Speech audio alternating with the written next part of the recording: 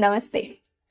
जो लोग बड़े सच्चे, भोले भाले और ईमानदार होते हैं, जो सीधी बात करना और सीधी बात समझना जानते हैं, जिनका जीवन बड़ा सरल होता है, जिनके मन में बिल्कुल भी छल कपट नहीं होता है, ऐसे लोग जब किसी रिश्ते में जाते हैं तो वो कोरा कागज बन के जाते हैं, ये सोच के कि सामने वाला उस पर जो लिखेगा वो बिल्कुल वैसा ही करेंगे, क्योंकि उनके मन में एक विश्वास पक्का होता है कि सामने वाला जो कुछ बताएगा, समझाएगा, जो करेगा वो एग्जैक्टली निस्वार्थ होगा।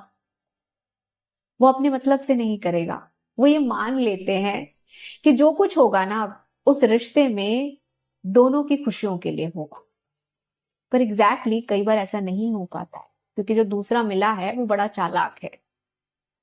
तो कभी ना कभी तो इंसान की अंतरात्मा जागती है और कहती है कि तुम क्या कर रहे हो, कहाँ जा रहे हो। तो ऐसा ही इनके साथ भी होता है और इन्हें समझ में आता है कि जो खुशी, जो सुख इन्हें उस रिश्ते से मिलना चाहिए था वो इन्हें नहीं मिल पा रहा।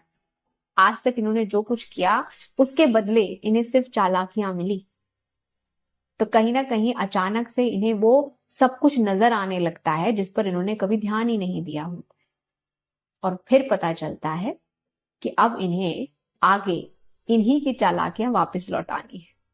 तो सडनली ऐसे व्यक्ति के नेचर में आपको एक चेंज दिखाई देता है, जिससे कई बार लोग बड़े हैरान हो जाते हैं और फिर कहते भी हैं, क्या बात है, आजकल तो तुम बातों को बड़ी जल्दी समझने लगे, बहुत ज्यादा नोटिस करने नहीं लगे, बड़े चालाक हो गए, पहले ऐसे नहीं थे, पहले तुम बहुत अच्छे थे। पर सच बात यह है कि जब तुम अच्छे थे ना, तब तुम्हारी अच्छाई किसी को दिखाई नहीं दी, उसकी कभी कद्र नहीं हुई। तो अब बात यह है कि जो आपने दिया था वही आपको वापस मिल रहा है।